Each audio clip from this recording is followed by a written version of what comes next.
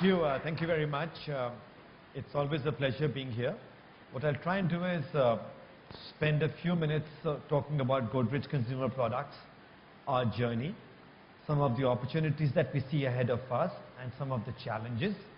And post a brief presentation, I'd be very happy to take on any questions you have on your mind, apart from two topics. One is demonetization, and second is GST. No, we can talk about everything, but I'm sure you've spent the whole day talking about those topics. But if you'd like, certainly very happy to add our perspectives also in this very evolving and interesting situation. Most of you are familiar with Godrej Consumer Products. We are what we call ourselves as an emerging markets, multi-local player. We've been very careful not to use the word multinational, largely because our model is about building very strong local brands across multiple geographies. And we've chosen the emerging markets landscape as our area of focus because in some ways, over the next 30, 40, 50 years, we believe that a lot of new growth will come from serving working middle class consumers who will finally have the money to consume branded products. And second of all, our DNA, our approach tends to work very well with mass products. So in that sense, we've been very deliberate to say that we will actually focus on the emerging markets play. Within our countries of choice, we've chosen a few countries. The second big important part of our strategy is to be very focused. We tend to be in a few categories, but in the categories that we are in, we either are number one, number two, or number three, or we believe we have a clear path towards leadership. Otherwise, we feel that we don't have a right to win and exist in that matter. So it's an emerging markets play, very focused in a few categories, where we are trying to drive towards leading position. In terms of a track record, I think we've been a public company since 2002. So the returns are quite evident in terms of probably being one of the best performing FMCG companies in India, if not the world, over this time period. Over the last 5 years, we've gone through a fairly exciting transformation. About 6 years ago, more than 85% of our revenues were from India. Now more than half of our revenues are from outside India. So we've grown quite well through acquisitions, and we believe we have a very attractive footprint in Africa, in Indonesia, some parts of Latin America, and we address about 2.1, 2.2 billion people in these geographies. That's the kind of, at least addressable market that we see in front of us. This chart just shows our leading positions across the board, whether it is in Latin America, in Sub-Saharan Africa, India, Indonesia. Generally, in every single category we are in, we try and focus on leadership positions. I think almost 85 to 90% of our portfolio is in categories where we are either number one or number two. As I mentioned, international business now is about 52% of our revenues. On a profits, that's India, sorry, 48% international. And I think from a profit perspective, I think the profits are slightly more skewed towards India. Generally, our growth rates have been fairly consistent. We recognize that we are in a somewhat tough environment in India over the last couple of years. The growth has been largely volume-led. But across our categories, we have outperformed the market. If you look at the bottom left side, that's pretty interesting. That actually shows our volume growth in India over the last 6 quarters. It's been 13, 9, 9, 9. Q1 was an anomaly because of a very poor mosquito season. But across the board, in spite of a very tough environment in India, we've delivered 9% or higher volume growth in 5 out of the last 6 quarters. The profit growth story has been quite good. We have benefited from, I think, the commodity price environment. Along with that, some good cost reduction projects have gone on. The good thing is that we maintain this profit growth while investing in brand building. There are a fair number of innovations we've launched. I'll talk to you a little bit about that. So the strategy again has been find ways to sweat the P&L better, but continue to find ways to invest behind, behind brand building. Even last quarter, I think in India, with this 9% volume growth, we spent about a 20% increase in advertising expenses to invest behind a lot of new innovations, which we believe set ourselves quite well for the quarters ahead.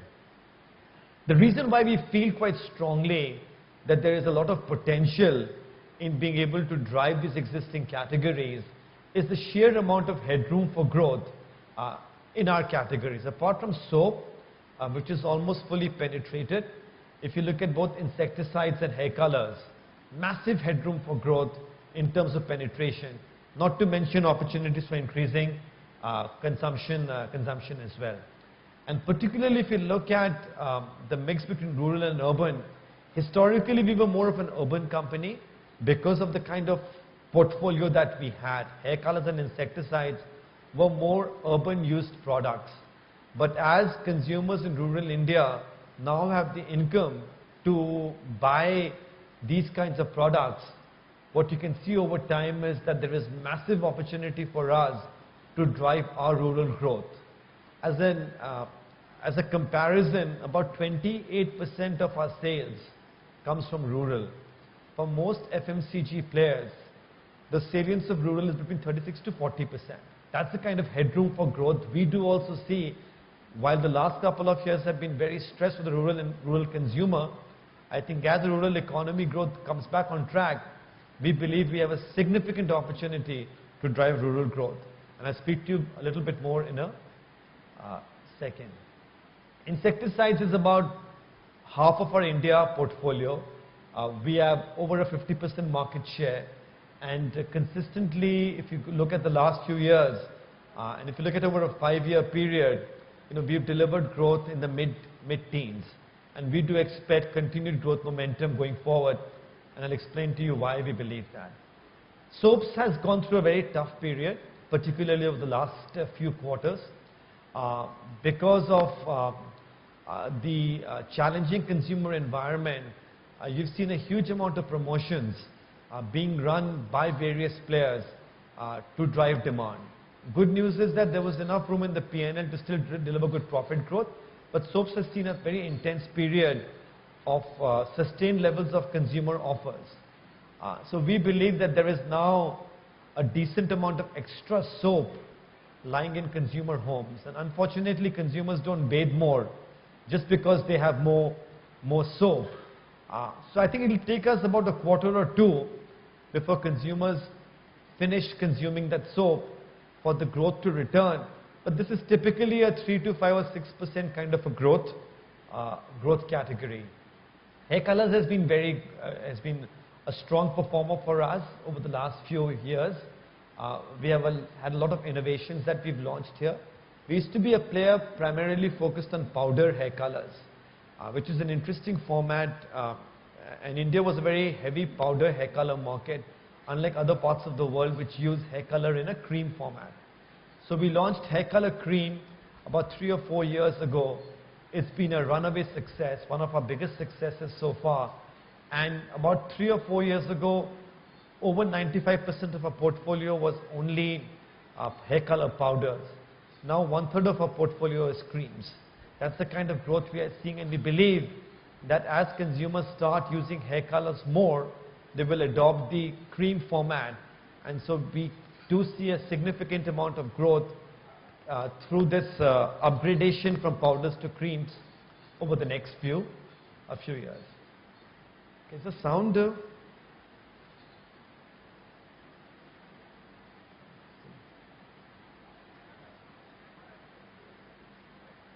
Sound काम करे? Huh? Try again. Let me show you one of our ads on the powder side.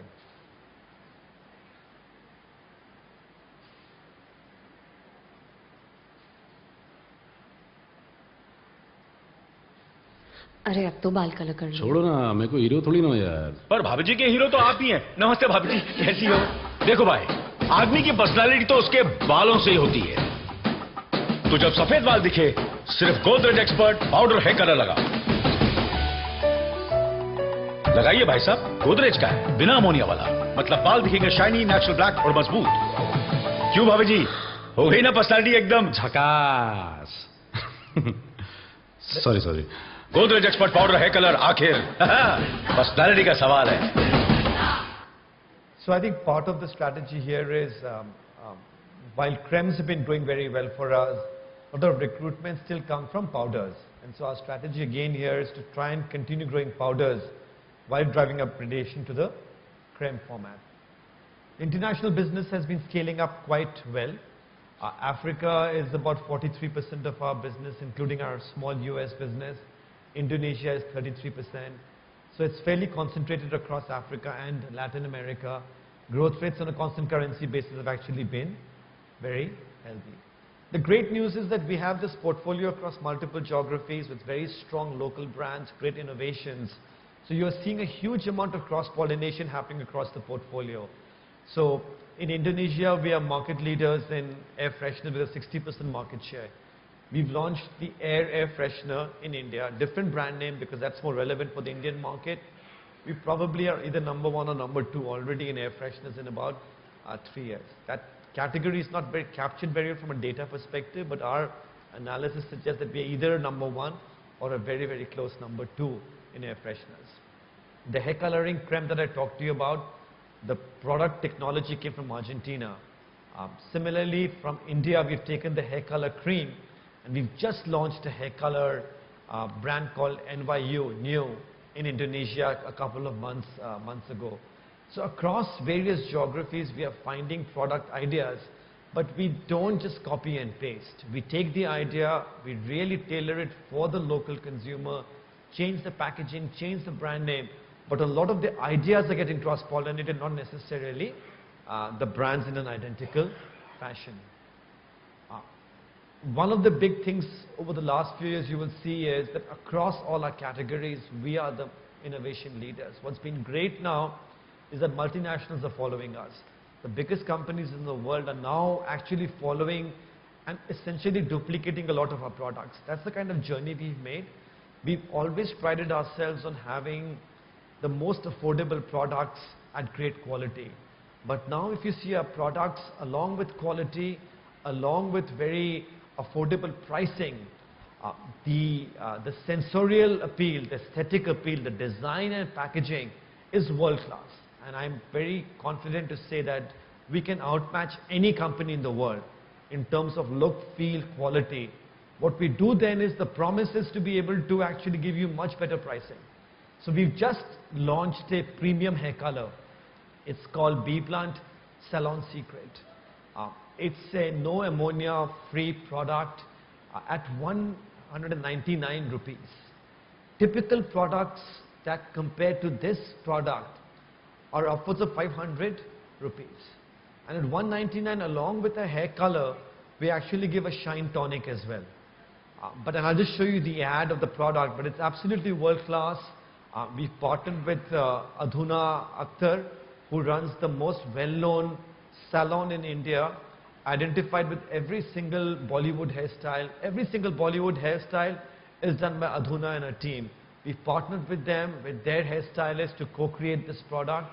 So that's the kind of, I think, innovations we are seeing across the board, which is about getting prices down, making it more affordable, ensuring great quality, great design and great packaging. जब तुम्हें बाल सफेद, डल और boring दिखे और अपना salon दूर लगे, let me tell you मेरे सैलून का secret. Bee Blunt Salon Secret Creme Hair Color. India के hottest सैलून का hair color. At home, colorant, developer, and the real secret, shine tonic. Mix करो, apply करो. Wow, क्या shine, क्या color. अब दुनिया कहेगी, you're shining baby. Shining baby. Shining baby. Shining baby. Bee Blunt Salon Secret with Shine Tonic. You're shining, baby.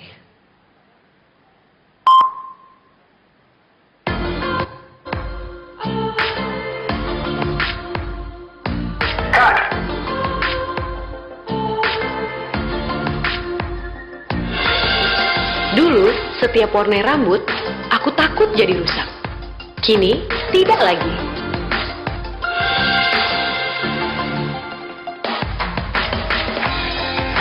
Beri warna baru hidupmu dengan New. New, diperkaya Superfruits Extract, bebas amonia, memberi warna alami tanpa takut rusak. Dan vitamin oil, rambut lembut berkilau. Ini hidupku yang New. New Cream Hair Color. Bebaskan warna hidupmu. This has just gone into the market. We are very excited, very early days, but the potential in Indonesia looks very exciting as well. Beyond that, lots of other work happening in terms of, deodorants. That synthol deo stick. A typical deodorant in India costs about 250 rupees. Penetration in deos has been plateauing at about 12% or so. Most consumers complain that deodorant sprays, which is the default format, they basically lose their smell after every 2 or 3 hours or so. Most deo sprays in India contain alcohol. There's a certain amount of irritation factor that causes. So this deo stick is the first deodorant cream in India. Because it's not in an aerosol can, different format, it costs 69 rupees. We make very good margins on it, 69 rupees, so 1/3 the price of typical deodorants, lasts 3 times longer. If it does well, early days have been very promising, but this can really explode the market because 12% penetration is very small in a market like India. That's the kind of innovations we are running to disrupt pricing, change packaging, but still again give better benefits. So here again, it is 69 rupees, lasts 3 times longer, no alcohol, great fragrances. That's the kind of, I think, work our teams are working on to be very distinctive in our promotions. Dio लगा के dude got ready for a long day. इतनी जल्दी हुआ खुशबू का the end. There was only one thing he could say. Dio देना. Sorry, Dio देना. दे दे. Dio देना, Dio देना, Dio देना, Dio देना, Dio देना, Dio देना. Please, Dio देना. Enough, dude. ये लो नया सिंथॉल डियो स्टिक. एक बार लगाया तो इसकी खुशबू चले 3 गुना ज्यादा. अगर इससे ज्यादा लॉन्ग लास्टिंग डियो मिले तो ले लीजिए. Calling it the Dio Reborn. Insecticides, which is the largest part of our portfolio, we are market leaders, and we've been doing very well over the last few years by being innovation leaders. There, a lot of the market is about protecting consumers against mosquitoes which cause malaria. The malaria mosquito is an evening mosquito or an early morning mosquito. So most products have been designed for consumers to use at home. So the market is 98% malaria prevention mosquitoes at home in the evenings. With things like chikungunya, dengue and Zika, that mosquito is a daytime mosquito. And so a lot of our work now is on how do we expand the category from just prevention against the malaria carrying mosquito to all mosquitoes. And over time, not just mosquitoes, but other pests as well, like roaches, etc. In other parts of the world, it's called the out-of-home market. So for example, in the US, the out-of-home market is almost 50% of this market.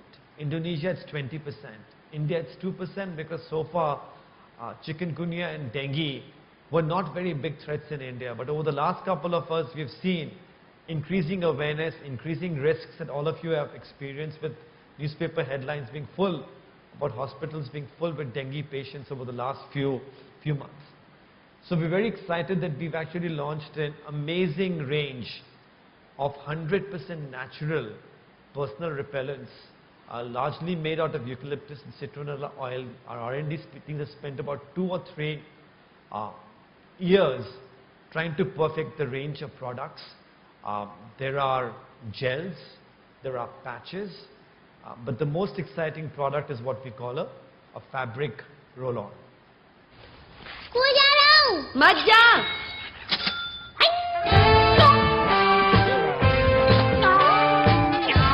पूरी बात तो सुन ले।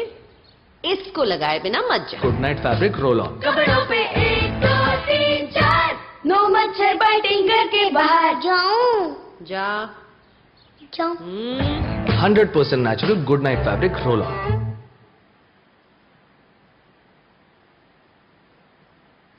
Walk पे जा रहा हूँ। कुछ भूले तो नहीं? Happy birthday to you. Happy birthday to. ये लगा लो।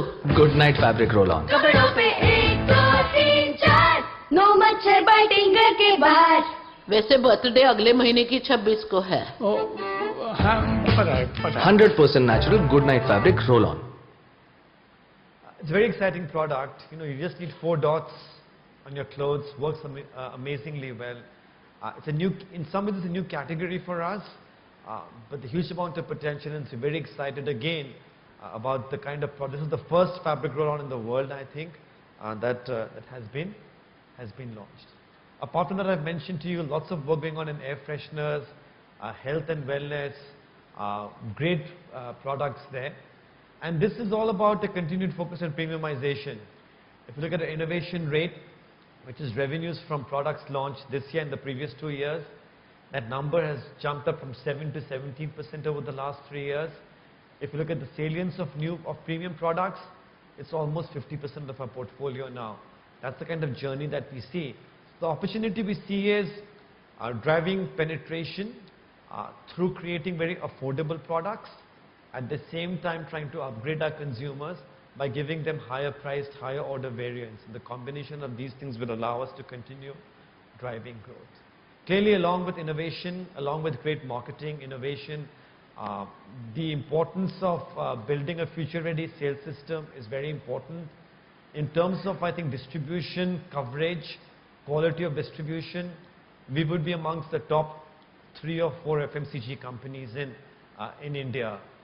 Very strong direct coverage, but more important than just coverage, I think the kind of work we are doing with technology, predictive analytics, enhancing our go-to-market execution, I think has been top-notch over the last 2 or 3 years. And so one of the questions people ask is, you know, how have we outperformed most of our peers in a very tough environment? Clearly, one part of the story is the kind of new launches that we've had and the rhythm that we've maintained in terms of new products. But equally importantly, my guess is there's been a certain extra growth we've gotten through sheer better execution of our go-to-market strategy, whether it's through analytics, whether it's through productivity improvements, whether it's through better segmentation of outlets. A lot of work has gone on, which isn't very visible in terms of making sure that the way we distribute our products from a both quality and quantity perspective is much better.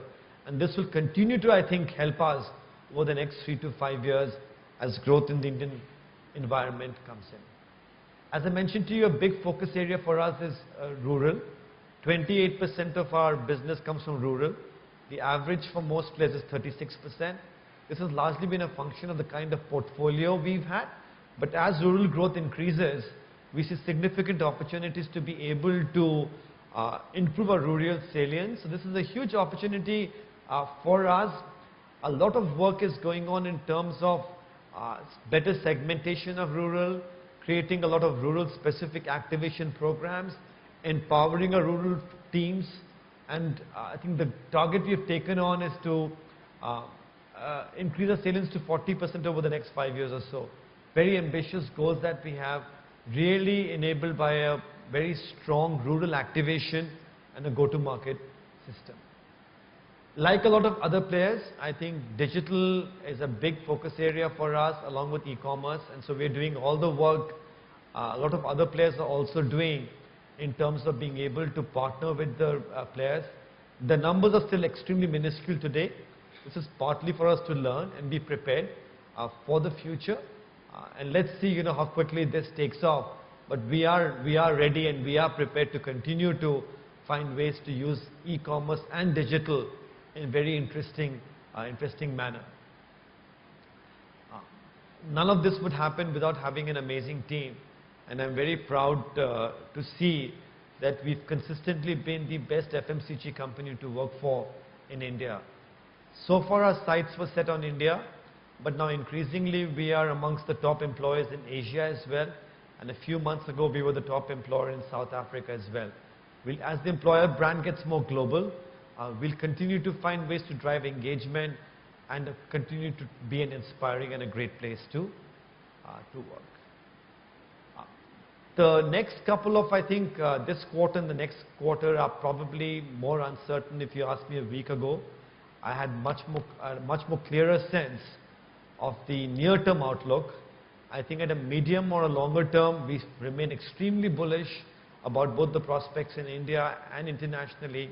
But because of some recent events that have happened, I think it's a little bit hard to give you a sense of what this quarter or next quarter can be.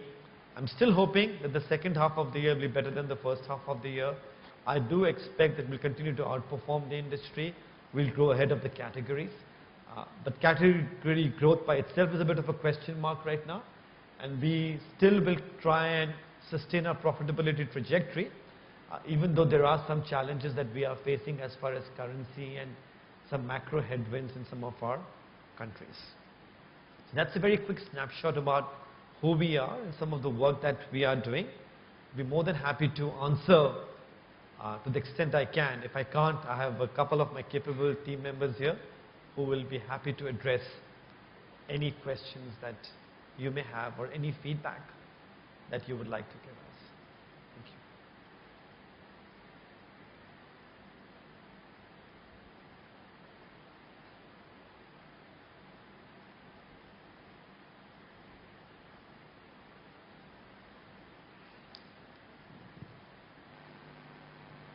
Any questions that you would have for Mr. Gambhir? If you're just warming up, I'll start with the first one. Sure. So just, it's interesting when you said that 5.5 million outlets in India and still 28% of revenue only comes from rural. Because, you have players in the same space, I mean, not exactly in the same product categories, who are at 5 million, maybe 5.2, even lower numbers, but a large number is in rural India in terms of sales. Yes. So is it more to do, for the next 2-3 years, the one rural, will it be more to do with product than distribution? It will be more distribution. See, largely insecticides and hair colors were very urban products. But as incomes in rural have gone up, we see increasing demand for rural consumers to also use hair colors. There's increasing awareness of malaria. So people who were using very rudimentary products now want brands. So as we are seeing demand in rural, we believe this is the right time to dramatically, and we also have the product portfolio now. For example, we have the Fast Card, which is at a very attractive price point. So we have far more attractive price points for rural consumers. The product portfolio has to be created first. That we feel we have in place. Now the focus is now on driving distribution much harder. Though there also we've had a bit of a rethink. See, like most companies, we were adding villages over the last 3 or 4 years. And so we directly cover about 55,000 or so, or maybe 60,000 villages. What we were finding though is that the incremental ROI from each village you were adding wasn't just making sense. So we did a fair amount of analysis and we found that in India even today, the top 26,000 or so villages probably comprise about 55% of FMCG spend. And within that, even the top 10,000 villages actually matter far more. So while obviously, we'll keep on adding a few villages, we had a rethink saying for the next 2 or 3 years, let's actually only focus on 5 states. 5 states where our products have a certain amount of salience, and within those, let's just drive deeper and deeper as opposed to trying to be broader. So while there will be a certain amount of breadth added, the next 2 or 3 years is about actually driving much more focus in a fewer states and really going deeper into those villages, investing behind innovative media, investing behind community radio, other kinds of marketing mix, having rural marketing managers in those locations, really focusing on vernacular advertising. That's where the focus will be, and that's where we believe will drive disproportionate growth over the next 2 or 3 years. Post 3 years, we'll do a rethink again in terms of what the next phase of rural growth will be.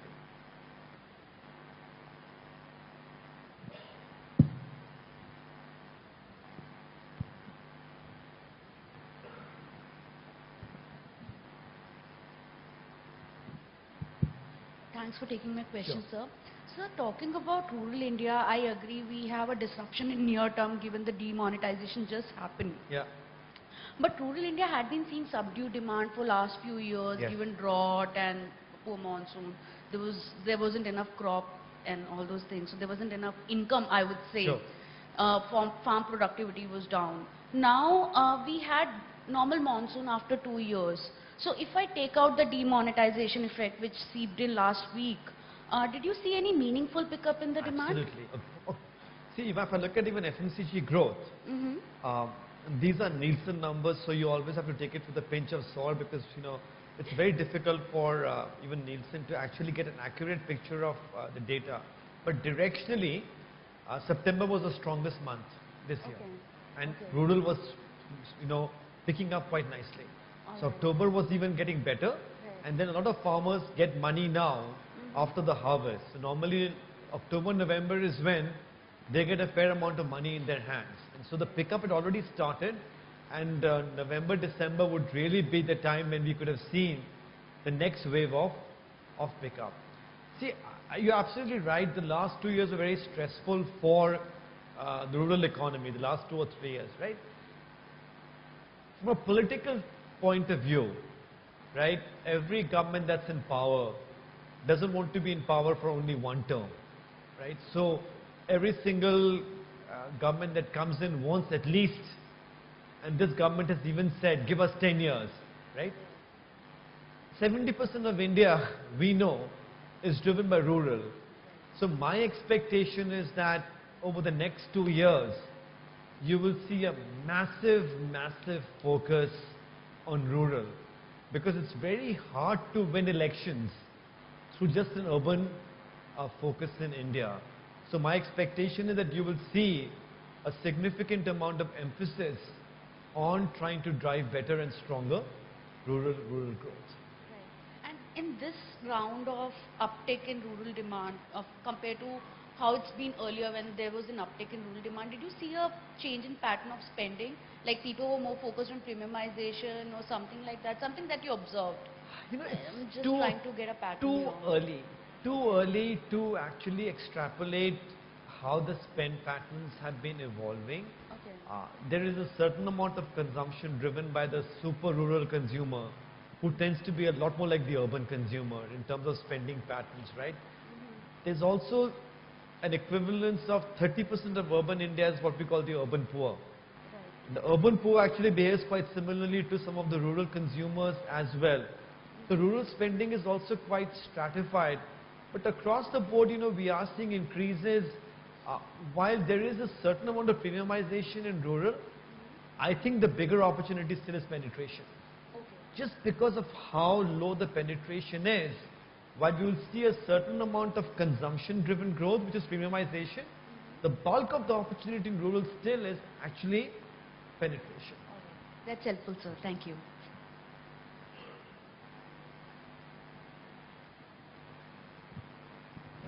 Hi, Vivek. What additional categories or subcategories would you look at getting into within the next 2 to 3 years, be that organically or through acquisitions? See, for us, the journey is already fairly underway, right? So if I look at India, you know, air fresheners has been a category which we entered 2 or 3 years ago. In about 3 years, we are already market leader. So there's a huge amount of growth. Penetration rates in air fresheners is only 12% in India. So again, that shows you the headroom for growth in air fresheners. We intend to really focus on air fresheners. Second is premium hairstyling. We were a hair coloring player. With BBlunt now, there's a huge opportunity to actually focus more on premium hairstyling as a category. That journey actually continues. The third brand is Protect, which is more of a health and wellness play. That's still a bit of work in process. We are still trying to figure out what that brand could stand for. But premium hairstyling, air fresheners, also out-of-home mosquito repellents, and health and wellness, that's a fairly large canvas in terms of new brand launches, new categories that we have already sown the seeds over the last 2 or 3 years. So the next 5 years, there's massive opportunity in just these new categories. Indonesia, we have, hair care through new. That's a new category for us. Africa, we have gotten into the wet hair category through Strength of Nature. We are going to get into insecticides, relatively soon. We'll try air fresheners there as well. So as I look at the opportunities, along with driving the core to full potential across all our geographies, a lot of work is going on to try and start sowing the seeds for the next 5 to 10 years as well. Additional question. Yeah. Of late, there has been a clear trend in terms of consumers, especially in personal care, leaning more towards herbal/natural-based products, right? Is that a threat that you see? Because currently the portfolio composition, except for the roll-on, yes, is largely chemical derivatives based, right? So, I'll distinguish the trend between 2 different trends. One is a trend towards natural herbal products, and the second is a trend towards Ayurveda. We see significant opportunities in natural and herbal products. So for example, Godrej number 1. Every single of our Godrej number 1 soaps actually has a natural ingredient, whether it's neem, sandalwood, honey, coconut milk, you name it. Even in hair colors, we have a henna-based hair coloring cream with coconut oil infused into it. Our personal repellents range is all eucalyptus oil, citronella oil, 100% natural. Even our hand sanitizers protect all 100% naturally derived ingredients. So we do see a massive opportunity in increasing to provide variants for some consumers who want more natural herbal benefits. Clear opportunity for us. We will, if Patanjali's taught us something, it's that there is more opportunity there. Let's continue focusing our work on that. Second piece is Ayurveda. It's not for us. I think there is an opportunity for Ayurveda. We have no Ayurvedic credentials. It requires a different science, a different R&D, different kind of, a lot of the claims there, I don't even know how can they be validated. But since we don't have credentials for that, I don't think we have a right to play in it. I think there is an opportunity for Ayurveda. I don't know how big it will be, but some consumers will want greater Ayurvedic benefits. But we have to be clear about our strengths. And we just don't have any history, any heritage, or a right to win in Ayurveda. So we'll focus on herbal and natural ingredients. Ayurveda is not part of our strategy. Thanks. Thank you, sir. Now, one part of the question that I had was Godrej Consumer Products has always focused on low price points. Yeah. That is, packaging the products in a way that makes it more affordable. Yeah. So your hair colors used to be priced relatively cheap. That helped you penetrate the rural markets. That's right. Now, as I understand from your presentation, that 50% of the product portfolio is from premium products. So are you going to move away from those price points, or are you going to be represented across price points? See, it's a great question. It depends on the consumer segment, right? So for us, B Blunt is a premium product, but B Blunt is still far more affordable and 40 or 50% less expensive than the relative comparison in that market. So Expert Creme is a premium product, because if you're buying a 17 rupee hair color powder, this is a 30 rupees. So 30 rupees, it is still a premium product for the 17 rupee hair powder consumer. But the 30 rupee product is actually 30% cheaper than a comparable product. So in that sense, the portfolio will premiumize for the consumer segment that we have. Vis-a-vis the competition, we will still be the most affordable player. So in some ways, our premiumization strategy is not just about increasing price. It is about providing an upgrade path for our current consumer, yet ensuring that if you compare our product for the same kind of benefits to comparable products, we will be far more affordable.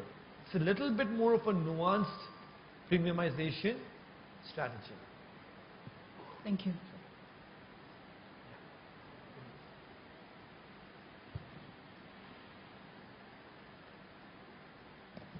Thank you for your presentation. So you have operations in Argentina, the U.S., Indonesia, Africa.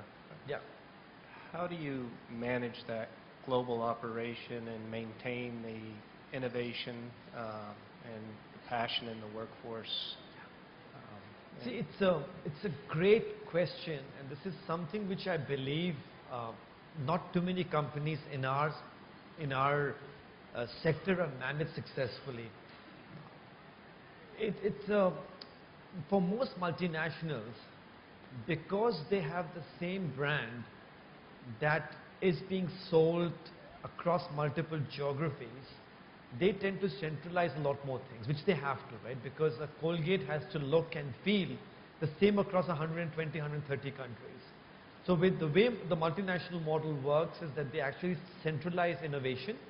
They centralize marketing also, because even the advertisements are quite similar, and decision making gets a bit slower in some ways because everything has to move up to a regional headquarter or a global headquarter and then come down to the local geography, which completely makes sense given the kind of portfolios that they have. For us, the strategy again is not about taking one brand and applying it all across the world. Most of our brands are local brands, which means that the entire operating model is very locally run by a fully empowered local team who spends a lot of their time understanding what the local needs are, running sales and marketing, and then figuring out and making a lot of decisions locally. Where we add value is trying to figure out ways of commonality. Is there some sharing and learning in R&D, for instance, sharing and learning in supply chain and sourcing, etc. And then ensuring that there is a common way of working. There are certain values we adhere to. So for example, we don't want the compensation or performance management system to be different in Argentina versus India. Right? So we ensure consistency in values, we ensure consistency in ERP systems, control systems. So we call it values-based partnering. But the businesses are all extremely locally run. And because of that, we have a very small center in Mumbai. We don't need armies of people here. We have some experts whose job is to cross-pollinate, share learnings. But the operations are all run fairly independently in a fairly empowered manner. I think it makes us more agile. It makes us a lot more local. And that's the way we manage to grow without worrying about the huge amount of bandwidth required to be able to create armies of people who will run these operations. And I think that's been quite distinctive, but it's based on the fact that we're creating local brands. If we had similar brands across all geographies, you would have had to do the model which most multinationals have had to adopt.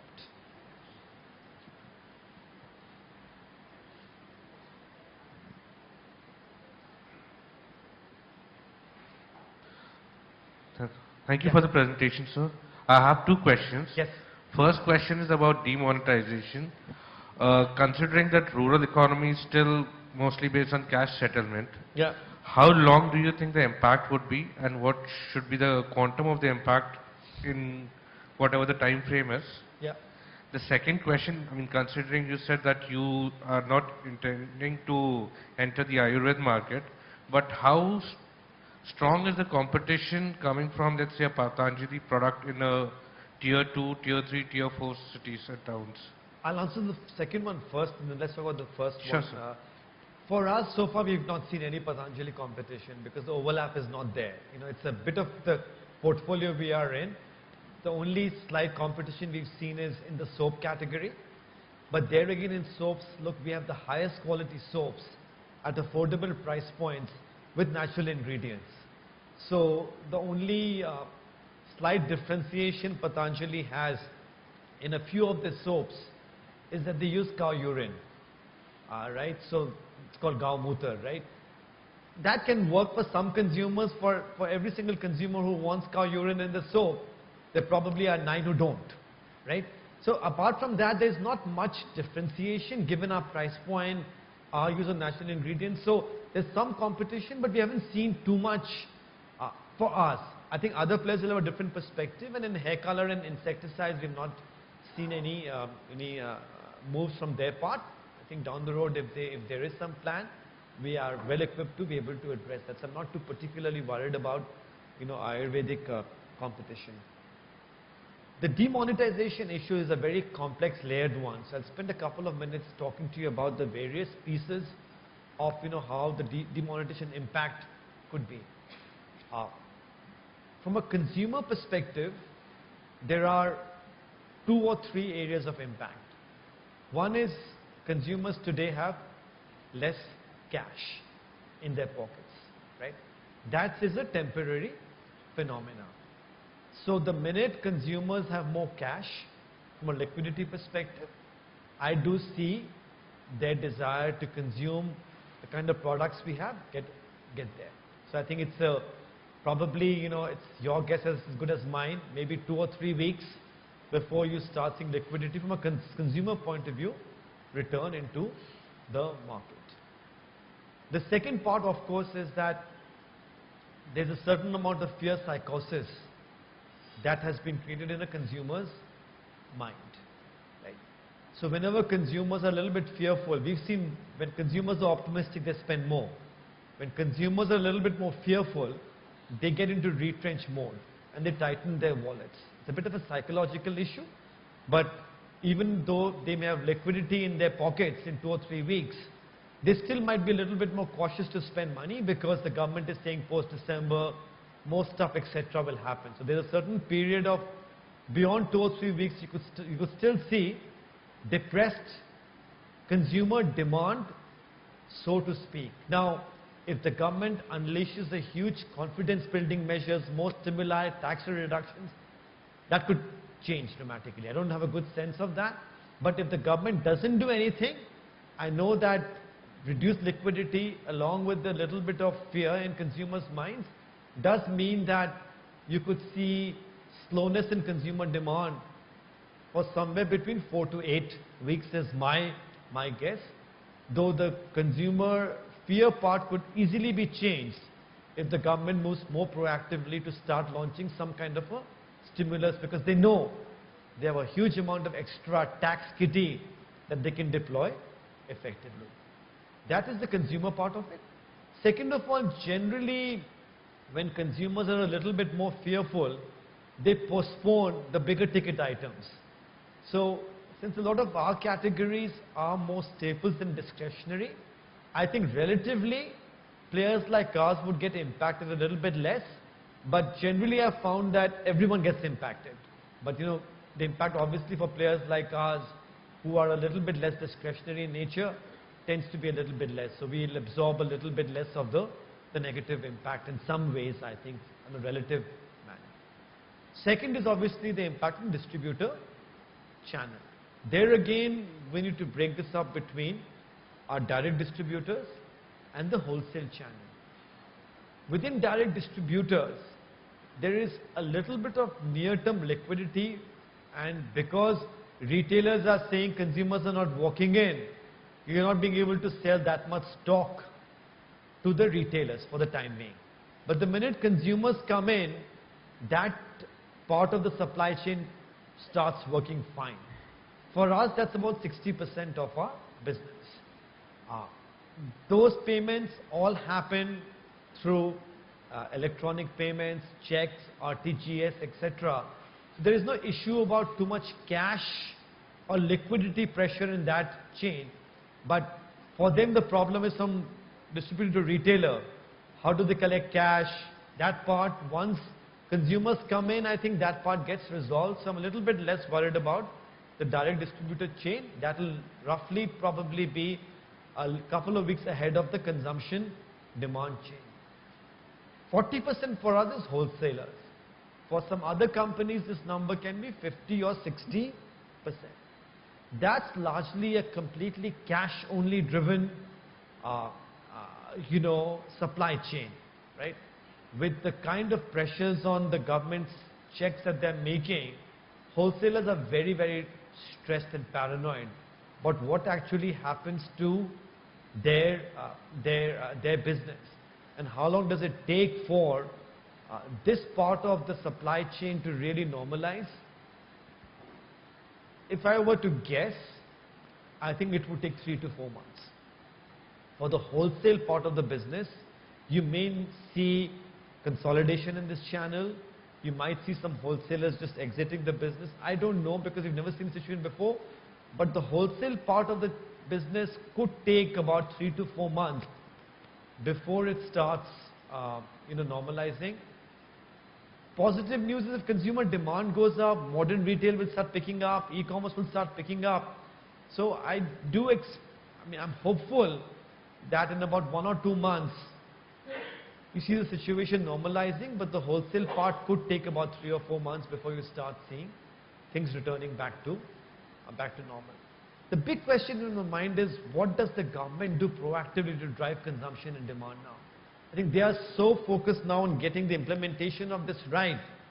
But at some point, if they really start getting aggressive to start creating more positivity through stimulus programs or tax cuts or whatever it might be, I think that benefit is not quantifiable today, but that could really change the game as far as driving consumption is concerned. So I think we are in it for a few months of, this sudden shock, but long term, and if you add GST to this, whenever that gets passed, over a 6 to 12 month period and even a 6 month to a 2 year period, I think the potential impact can be very, very positive if we can try and get through this arguably poor implementation. Yeah.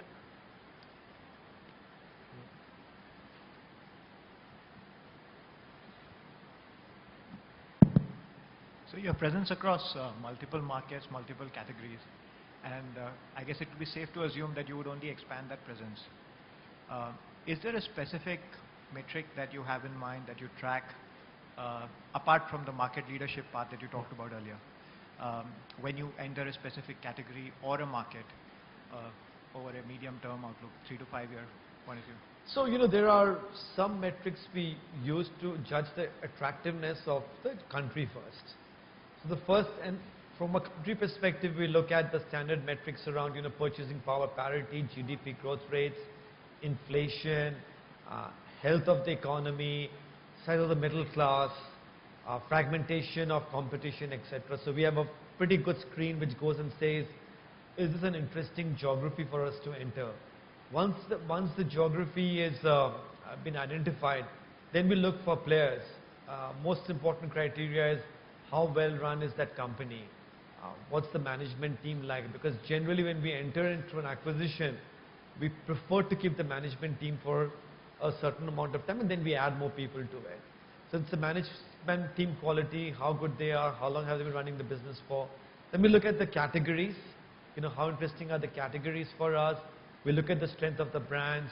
We look at relative market share, look at share trends, look at the basic economics of the business to make sure it's an attractive enough business. And then we look at obviously penetration rates, consumption rates to see what the upside for growth could be. Those are the criteria we use to figure out if this is an interesting and an attractive geography, an attractive company to acquire. Then I think from a investment thesis perspective, the single most important metric that we use within the company is delta improvement in economic value added. So roughly we look at, and generally most acquisitions we make are EPS accretive in year 1 or year 2 by itself. But the more important metric we use is, can we see this company actually getting to EVA positive in 5 to 7 years? Is the rough time frame that we use, because in some markets it takes a little bit longer. But that at the end of the day, the decision does get boiled down to, do we see EVA break even in 5 to 7 years? And that's the kind of investment case or the financial case that we use to be able to justify the decision to our